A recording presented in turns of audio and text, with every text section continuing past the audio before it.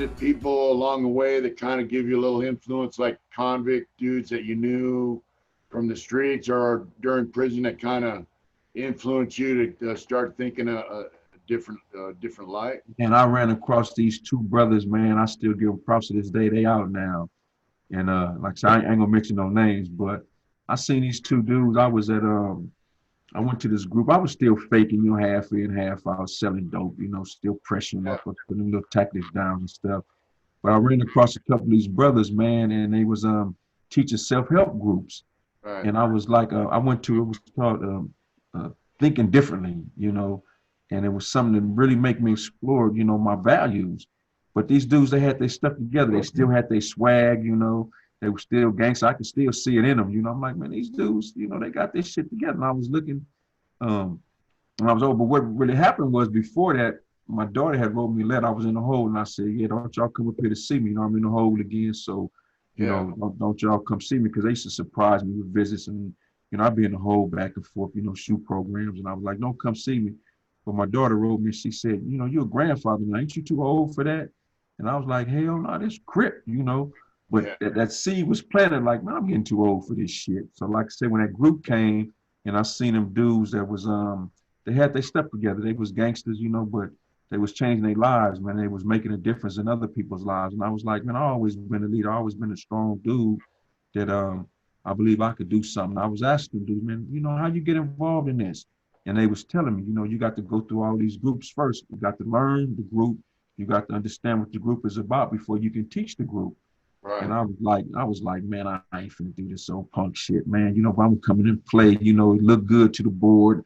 If they ever let me out, I'm gonna have something on my belt. But eventually, the same way that you indoctrinate into doing criminal things, you also can be influenced to do positive things. And I Right. started looking at, my life, and I needed to do something positive. Like, so I was always a dude, leading in baseball. I was a leader in the Boy Scouts. I was a leader in my community. I was leader, in a whole lot of things I did. I said, I could start leading dudes to get out of prison, opposed to teaching them how to stay in. And then I had to face the truth about myself too. I was a hypocrite. I was doing everything to get out of prison, but I was teaching other people how to stay in prison. And Yeah. that was me. I would never been no fake motherfucker, man. I wouldn't, what I'm saying, why am I teaching other people how to get out? And I'm teaching people's, sons how to stay in prison, knives and dope and, all these other things, how to, secret shit. But yet I'm filing these appeals. I'm trying to, do my thing to get out. And it dawned on me, man, you fake. And I had to, that was a shock to me, man. It hit me hard, man. And still, even when I talk about it now, it's like, it still hurt, But I wasn't there faking, man. I was faking being a tough guy that really wanted to get up out of this situation, man. And eventually I had to decide on what I want to do. Now to the core, I'm always be who I am. That's not gonna change. But my mentality, and what I do, I don't Yeah. have to be a violent guy. I don't have to be a tough guy in order to survive. And I've seen a lot of dudes that was fake like me. Like I said, we in there, we still preying on young, we still preying on the vulnerable, we still preying on the weak. We making them do shit they don't want to do. We making them, have their women do stuff that, they don't want to do. We faking, man. Yeah. We preying on weak dudes because, we trying to appear to be strong and we ain't letting them know, man, shit, man. I laid in the bed the other night crying because I wanted to go home, man. Shit, I wanted to go home, man. I was missing my family. I was missing my kids. And when the realities came, it was time for me to, like the little kids called truth or dare. The truth was that I wanted to go home and I wanted to be somebody different. I wanted to be somebody that could make a real change in my community, man, in life. If it wasn't just my community, Right. it was just on my block, you know. Yeah. So I had to get myself together, man. I went through them groups and then I went through the training to help people change. I went through the KDAC Yeah. program up there. It was a self-help group. When I met you, Mitch, I was a mentor. Uh, Right. I never thought I'd be a damn mentor in prison, man. Teaching people Yeah. and talking to people. But you know how I was, man. I'm about Yeah. to. I went through that, and then one time my daughter come up and she was kind of fucking up, and I had a chat with her, and then I went back to my cell and I thought, man, everything I just told her, that she shouldn't be doing and why she shouldn't be doing it and all that other kind of stuff, I was doing on the yard. Yeah, I was getting loaded and I was selling dope and I was, influencing guys to do stupid shit, you know, that they probably shouldn't have been doing. But see now, Mitch, you know me, Mitch, I was your mentor, man. I'm gonna tell you, you was faking. You know, say it. Yeah, You know, and I realized that's when I realized, you know, that was '97. I thought, man, you know, I'm just telling her one thing and I'm doing another, and that's, yeah. you know, that's when I flushed a quarter ounce of crank down the toilet, and I said, man, I'm done with this shit. And I flushed 2 zips or some Bombay weed, man. Yeah, I had that so jerker. We called it that jerker. I had some purple. I flushed 2 ounces, man, and I yeah, did so it I moves know ago. about the faking shit, you know. I mean, Yeah, uh, when you take a look at yourself and how you really what's coming out your mouth and how you're really acting and the image you put out with other people and how you really feel on the inside and you know you take a look at it all and you're honest with yourself. It's like, dude, what the fuck am I doing, you know? yeah. And you say, you know, who am I really, you know? Mm-hmm. And you know, we grow up as gangsters, man, and thugs or outlaws, however you want to say it. um you know, to me that mentality is still with me. But like I tell guys now, you know, being a gangster now is having that job I got. That's my That's gangster. right. That's gangster. You know, And so I that's mean, gangster getting yeah, up punching that clock, man. You know. yeah, And then when you look at it, you know, you in prison working for 11 cents, 6 cents a day, you know, 17 cent, you know, and you surviving with shit $50 a month, man. yeah, It's like, man, these motherfuckers is playing me. So, yeah. you know, to come home now and work, you know, and bring back, you know, $2,500, you know, every week, every other week, you know, depending on what you're making, you know. So I got a couple of jobs, you know, one job I make $50 an hour, another job I only make $22 an hour. But I'm still hustling, you know. I'm out here. I'm living a life. I ain't got to look over my shoulders no more. I don't worry about, you know, people Yeah, after me. You know, so it's a different life.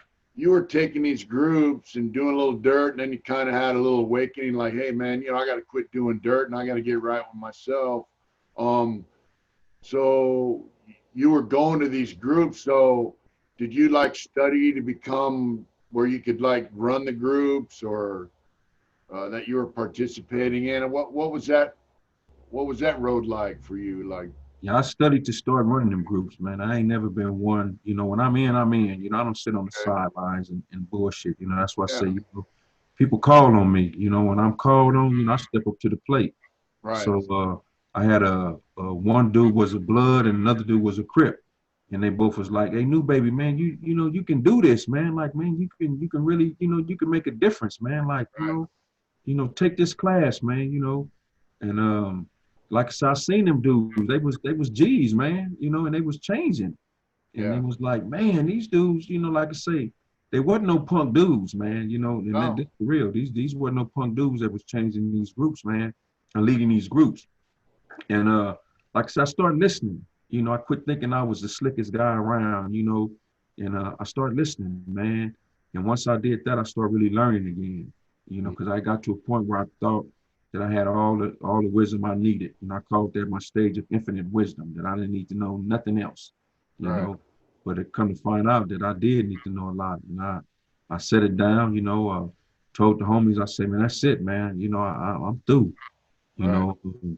And I just started doing other stuff. And, you know, they was calling me, you know, and I was tempted to go back, man. But I was like, no, I got a truer calling. You know, my family members was dying, man. I started making promises to the dead. And I want to honor them promises, man, you know. And I told them I'd change my life. I told them I'd go back and get my degrees. You know, I told them I'd make a difference in the world. I told them I'd make them proud of me, you know, where they don't have to be praying over me, you know, please don't, you know, let my baby be on the news dead in the street. You know, I don't want to, you know, have to go view his body in the streets and all that. You know, I know what yeah, they was praying. They wasn't telling me, but I lived a fucked up life, man. You know, and I had my family in jeopardy. And I promised them I wouldn't put them in jeopardy no more, man. I promised them that I would do all I could to um, ease the pain of another mother, son who had the mentality that I did. You know, I made promises, man. mm, And I'm glad to say, you know, I got my degrees. You know, them promises I made to people. I got, you know, my first few degrees. I'm still working on some more degrees. Um, thank God, you know, my mentality is different now because I worked on it, you so know. you became a mentor in a program, the long-term offender program, which is basically for lifers at the time, right? That was you had to study basically to become a counselor, right? I had to go to a year of studying in college now. So this program I went through, it was like going to college. Now, so mind me, man, I had quit really going to school in 11th grade. They was letting me pass because I was so tough in sports. They was giving me grades. Right. But I hadn't did no real studying, man, but I was always smart. So Mm-hmm. I went to the school and I studied to be a mentor, man. I went back and had to, dust all that dust up off my brains and start back, using, the gift God gave me, man, which was What common kind sense. of what kind of stuff did you have to learn? I mean, a little basic So info I had to on that. learn from pharmacology. I had to learn various theories, Adlerian theory, Gestalt. Yeah. People always talk about Freud, man, but Freud, they proved him to be something different. But all Yeah. of the theories, the concepts come from Freud, Yeah. cognitive behavior therapy, All uh, right. just different techniques, man. I had to learn Right. different approaches on how to deal with Right. people, people that And was like doing me. this. You're doing this while you're on a prison yard with guys who knew you in the past as a gangster, Yeah. a And they dope guy. respected that, dude was like, man, and they were still calling me new baby. I had to get to a point to where they just start calling me, Mr. Newman, man. I was like, man, I done hung that name up, man. I ain't new baby. When I got new baby, my last name is Newman. And in Yeah. sports, I got the name new baby because I was always like complaining when dudes didn't do the right thing. So they said I was always whining. But I liked the name, so I kept Yeah. that on as my moniker, man. But I gave it So up, man. I so gave the name up and one thing I gave it to always Walt, gave it one to thing I always Talk. tell guys, Dwan, is that like when you're in prison, man, you can go to college, you can take a trade, you don't have to be up in the mix, and actually people do respect that when you're doing the right shit in prison, and still being a stand-up guy, people do respect that, right? Hey, it's a trip you said that, right?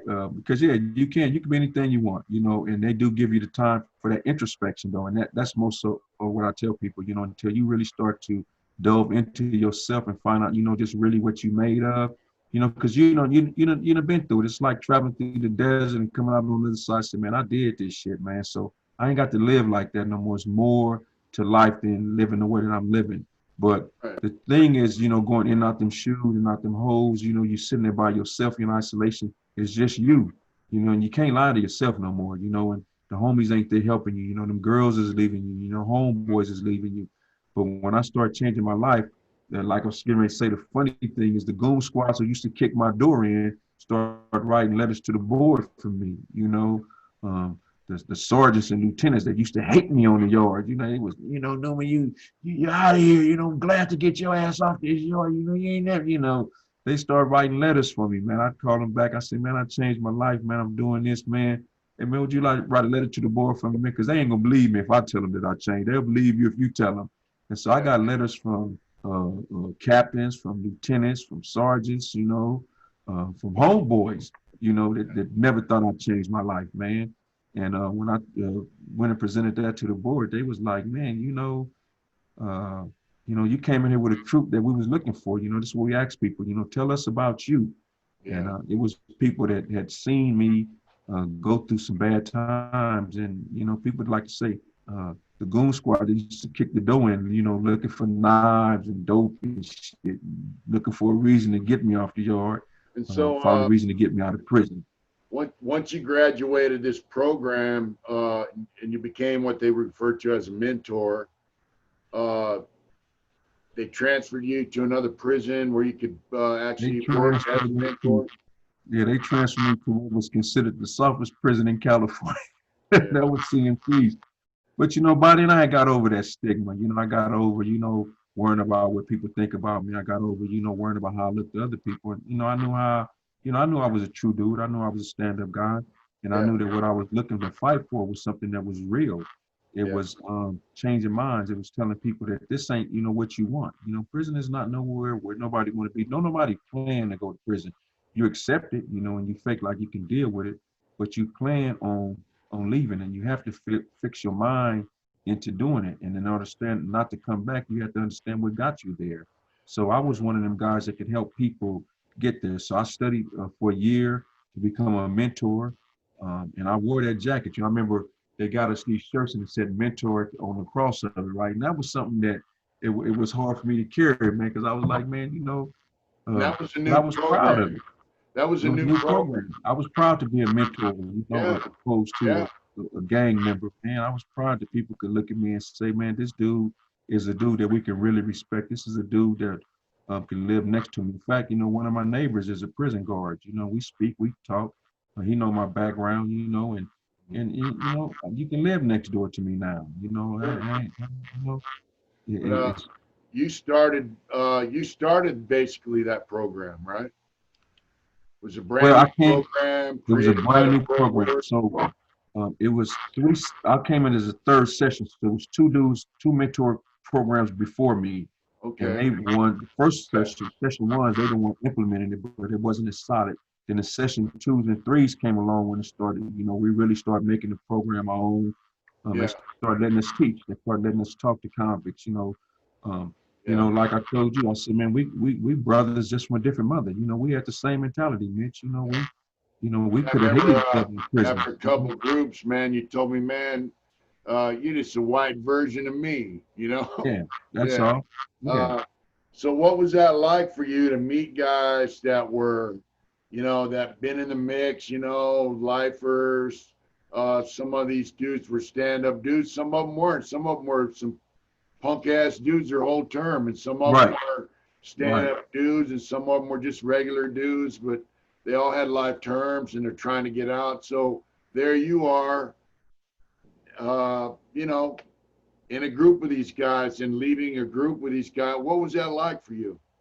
What it was good for me was a test of my character to be back in a position to where I didn't judge people. I just accepted the man for who he was because I had my own problems, and after I found out just what my problem was, I saw that everybody had their own story. So it Yeah, wasn't for me to say if you was a hook or if you was a reputable, you was just a person that, I wanted to help change your life so that you wouldn't hurt nobody else, that you wouldn't, we went through a victim impact and seeing sure. that impact that people cause on other people. I didn't want people to be hurt like that. I still, give my props to, the families I hurt, and I made a promise to them as well. There was nothing I could do to give these men back their lives, but I Yeah, want to do something to give back, man, to show these people that, um, you can still hate me, but I'm gonna do something that's good. I'm gonna do something where people don't hurt nobody no more and send them through this shit, because they stuck on stupid. Um, it felt good, man, to help, hardcore dudes that I know had notable cases, man. They was bigger figures in their hood, man. And yeah, even dudes that straight out rats, I didn't mind helping either one of them, yeah, because it wasn't for me to say that I was any better than you. We all had committed crimes. We had all hurt people. We had all had, a history of a defected thought process. right. Our mentality was so warped that it got us to the place where we were. And going through this training I went through, that was part of it. You have to get into the psychology. You have to get into the head. Coming from street smarts and then getting the academics up under my belt and understanding how the mind, actually works. I was able to really help some people change their lives. And I talk to guys now, man. Everybody that was in that group with just about they out, man. All the dudes that had mentors, they out. Yeah. And I'm Well, you glad helped me to be get out. part of helping. You You know. helped me get out, and you helped open my eyes a little bit to some things, and I'm grateful for that. Yeah, I remember. You may not remember this conversation we had, Mitch, but you was in there mad at somebody. You said, "Man, that motherfucker's a punk. He's a punk ass rat, man. He's a piece of shit, And you shouldn't let him get up there and tell those fucking lies, Newman. Say something to this punk." And I was like, "Mitch, man, let it go, man. Don't worry about that, man. Let's focus on you." You remember when I told you that when we had our first rehearsal? I said, he's that motherfucker's a rat, man. You guys are letting him get up there with that lie and that bullshit. I'll tell him to his face. And I'm like, well, what is that gonna solve, Mitch? Let that dude do what he's doing, man. Let's talk, man. Let's worry about you, man. Let's work on getting you out.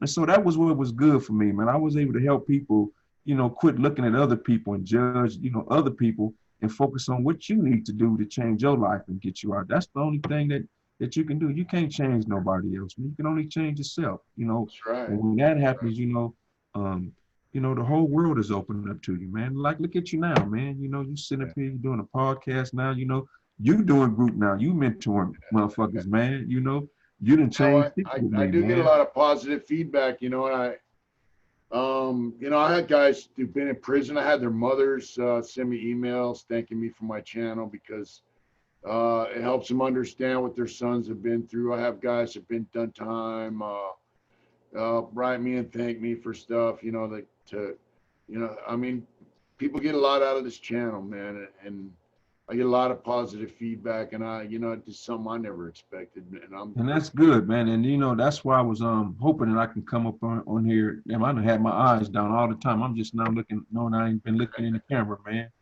You know, but because I'm looking at my handsome face all the time, man. Yeah. But you know, it means a lot that, you know, that I can help somebody. It's not helping somebody else. And this is how we do. This is how we pay it forward, man. You know, the same way, like we said, you know, we taught dudes how to stay in prison. Now we're teaching dudes how to get out of prison and stay out of prison. Yeah. Right now, you know, I'm working as alcohol and drug counselor. You know, I'm talking to people about their addictions, changing their lives, you know, getting them off that dope, you know, and I ruined a whole lot of lives with dope, you know, when I was in the gang. But now I can sit up and talk to people, and, you know, when I hear them, you know, bullshitting, I say, man, you know who you talking to? And you know, I'm up in the little bootleg ass city, you know, where they think they about the business. I said, man, I'm out of South Central, man. I'm ex-Crip, man. Like, man, you trying to run this bullshit past me, man? Stop that shit, man. Just talk to me. Tell me what's going on, you know? So I can talk to people right now. I have some people that are starting to really do good. I got like 37 clients, and I got about maybe 12 that are like really, you know, getting through the program. You know, they really starting to dig deep into where they are. And then that makes me feel good. The other ones are on their way, you know, and, you know, within, you know, you was asking me the stuff I learned, you know, it's the thing that's called 5 stages of change. You got a contemplation, pre-contemplation, preparation, you know, action and maintenance. And I can see the stages that these people are in. And I'm just waiting for them to get to that action and the maintenance stage, you know, to where I could really start, you know, hitting them hard with some stuff, you know, telling them, you know, but they still got that little tough face on. They still think, you know, that, you know, they're at the stage of infinite wisdom. But they're going to crack, and, you know, I'm going to be right there on them, you know, I'm showing them the way somebody showed me, man. You know, it feels good, man. You know, my life is stress-free. You know, I walk around, I'm living in a community where I'm one of the probably 12 black guys around here, man, you know. And I'm accepted, you know, and that was something that was a trip for me. You know, I'm a contribution, man. I want to do that, man. I want to give back. And I took so much from the communities, man. And I was so hard on a lot of people. One of the things that we learn in them groups is to, you know, they say when you get out of prison or what, you know, just even if you're in there, honor your victim. Let your behavior honor your victim. You know, do honor your victim. And I think that's something that you're doing. I mean, did you ever think, you know, when you were sitting up in Solano prison, you know, shamming your way through some program for the board so you could get some paperwork saying you were going to a program, that, you know, years later you'd be out here righteously helping guys, you know, kick their drug addiction and get their life on track? That's amazing, you know. Well, you know, like I said, Mitch, when I got in it, when I said I was gonna get in it and do it, you know, I did it. It wasn't no second guessing. I ain't never been no wavery motherfucker. You know, it was time to get down. It's time to get down. And it was when it was time for me to get down with my academics, when it was time for me to get down and change my life, I did that. But like I said, I had to first admit that I was faking in a lot of stuff.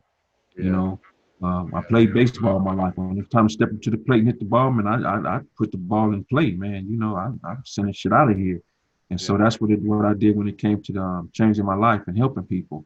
I said, I'm going to put the ball in play, man. It's time for me to, you know, step up to this plate and, you know, hit a grand slam. So I done hit a grand slam with a few people, man. I'm in contact with a lot of people. I'm still giving them advice. You know, I get up every morning. I text people, you know, for the most parts of the morning. Sometimes I'm just tired and my day get full. But I'm still in touch with a lot of dudes I mentored.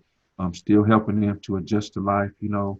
And I meet new people that I can help and mentor, you know, be advisor to, you know. And I still accept advice from people. You know, I got my best friend. I sent you the video before.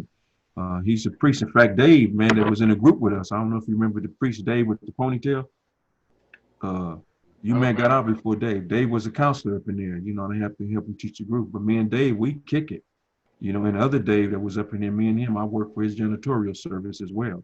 Yeah. So counselors that was free stuff up in there, they fuck with me now, man, because I'm just that guy, man. You know, I'm out here doing some real stuff, and these people, they know where I come from, and they know what I'm about, you know, and they support me, man. I have a supportive cast with people with the college that I'm going to. You know, I'm going to Cuesta College, working on my bachelor's now, and I got people that see me and they support me. And I told them my story, you know. It's still some shame in it, you know, because I just carry that guilt, you know. It's a thing that they call guilt shame. And I still carry that because of what I did. But I got support, man, and I want to keep, you know, proving that you invested in, you know, a winning horse, man. You know, you put your money on the guy that's going to win. And, you know, along with your cash, you know, I know we've been talking about doing this podcast for a while, man, and, you know, time permitted today for me to get in and do it, but I told you I was going to do it. You know, I wasn't faking when I told you that, man. Well, you got a story people need to hear, man, and you know, I see a lot of times, like we have a live chat and we're going to have one tonight later, but, you know, our motto is, you know, hard intentions, man. You know, whatever you do, do it hard. And we did the dirt hard, and now we're doing the good hard. You know, it's actually just as hard or harder to do it right and have a positive impact on your own life and the lives of others around you. It's actually harder. So it takes a lot more effort, but the rewards are tenfold greater than just, you know, taking the easy way out, you know. And, man, you know, I'm proud of you, and I feel fortunate that I was able to meet you at a time when I needed to go through the programs and learn some shit. I mean, I made some progress in my life at that time, but I needed to learn some things, man, and you helped me learn them, and you know, you helped me get out, bottom line, and I want to thank you for that, man. I just want to thank you for coming on our channel, and you know, like I said, I'm proud of you, man, and I'm proud to know you and call you my friend. And I'm gonna give you this affirmation as well, Mitch. You know, because you helped me, man. You know, you helped me to say this is what I really want to do. You know, so I was able to test myself, like, man, do I step up and really, you know, push and do and say what I'm gonna do? So every day that I had to meet you and other people like you was a challenge, you know. Am I gonna go back to, you know, selling dope and, you know, pushing the line, or am I gonna stay true and show these dudes, you know, these hardcore dudes that, you know, you can change your life? And so you guys helped me as well, man, because I done met some bigger figures, man, and I stayed true to it, and I helped you guys change, and that really makes me feel more so good than anything else. You know, it ain't about glorifying my crime. It ain't about, you know, trying to be, you know, big me with the little U's, but it's about telling the truth, man. You know, I wish these kids would just see that, you know, don't nobody want to be in prison. I'm telling you, you can look at all these dudes, man. Dudes getting that start, you know, they calling everybody and their mama to get up out of prison once they get caught. You know, so why go through it? You know, and you can be success out here just doing the right thing, man. You and I have both seen some of the hardest dudes there are. I mean, the hardest, as hard as you can be. You know, I've seen them break it down, and so have you. So I mean, 12-gauge shot. I done broke down. Man, I broke it down. You know, but I mean, there's guys that broke it all the way down, and I mean, you know, you don't. I say a lot of times, you know, you don't have to go to prison to get your life together. You know, you don't. And that's what we're here to tell them now, man. You know, you ain't got to do that, man. And you don't have to compromise who you are to if you are in prison or if you are living the dirt. You don't have to compromise your core beliefs and who you are to get out of that and become a better person, you know? Right. You ain't got to sell out. Just change your life, man, you know? Yeah. Change direction, man. Change direction, change your thinking, you know? The clinical term is maladaptive behavior. Listen, do you have any, before we close out, you know, do you have any messages that you would like to pass on to anybody, young kids or older guys or anybody, Anybody watching, any final message you'd like to pass on to the people watching? Yeah, well, that confusion and disillusion that a person has when they're coming up, not caring about themselves and, getting caught up, life is confusing. We're all still struggling with things. We all have things that we have to sort out in our lives, but you don't have to be violent. You don't have to hurt nobody in order to get over.